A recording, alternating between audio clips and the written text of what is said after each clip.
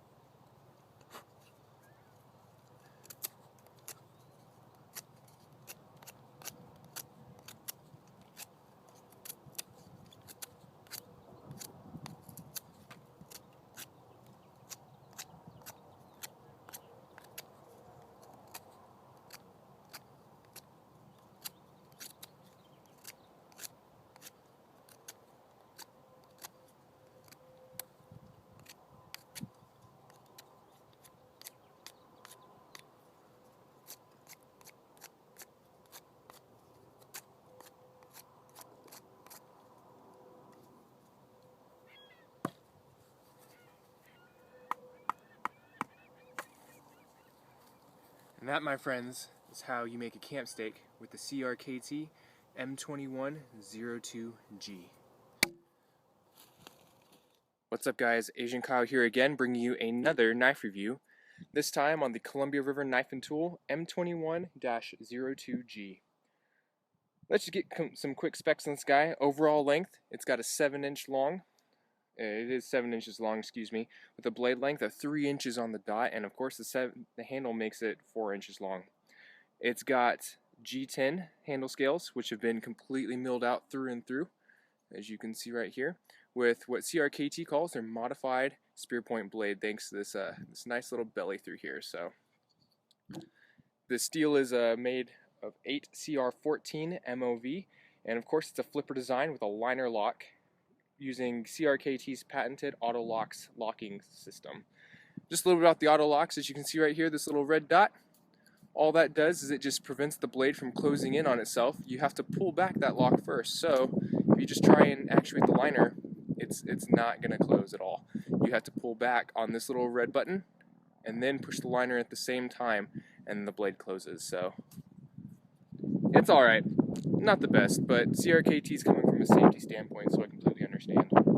Let's talk about the pocket clip since it's showing right now. This pocket clip is very, very well made. It rides nice and low and almost disappears in the pocket, and doesn't catch on anything or snag or even cut you open like the Mt. Rainier that CRKT also makes. Horribly designed pocket clip. But let's go back to the handle real quick. These G10 handle scales are they're light, medium texture. I mean, they came out of the box as a more of a medium, but they're more of just a light handle scale now. And I've never had this knife slip out of my hands before, but that's not to say it won't. But honestly, as I was doing some of my camp tent steak making right here, you know, it did all right. I didn't feel it slipping out of my hands at all, and I actually made 3 of these guys, trying just to find the right video. And you know what?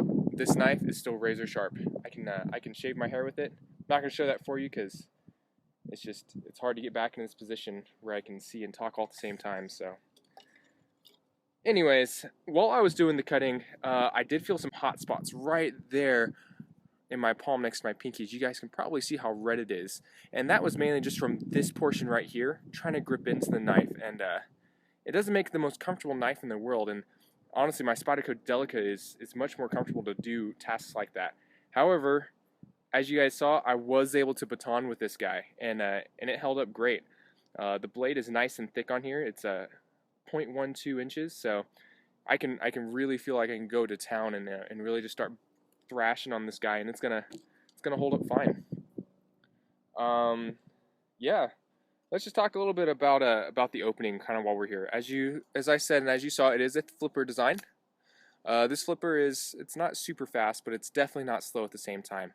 It's also aided with these blade stops right here, which used to kind of not really act as a thumb opener, but because these are textured so heavily, I actually ended up putting clear nail polish on to prevent it from tearing up my pockets anymore.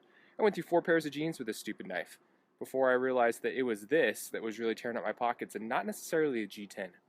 But that's really probably my only major complaint other than the blade steel on this knife. It's just, that was tearing up my pockets left and right. This was my my go-to EDC for almost 3 years, and I've done some hard use stuff on it like you just saw, and it's held up really, really well. I haven't had any troubles with it, and I just eventually just ended up upgrading to something much better. But the tip on it is nice and strong. I mean, here I am prying on this, and it's holding it perfectly. So, you know, it's kudos CRKT for making a nice strong knife here. I can really feel like I can go in and really just thump on this guy and really not mind too much, and I know it's going to stand up to any task. The price on this at bladehq.com is $49.95, I believe. I'm kind of out in the middle of nowhere right now with no internet access, so go check that out. But let's just talk about some things that I really do like about this again. I really like the G10 handle scales on this. I'm a big fan of G10. It holds up nicely and it wears really well. I even took this guy and was hammering nails back in. I don't recommend that, but that's just how well this thing holds up. I also like the deep belly spear point on here. It gives it enough belly so you can actually use this as an EDC knife, and it does your EDC tasks. Also with that, it's also able to let you carve, like I did with making these handy dandy camp stakes right here.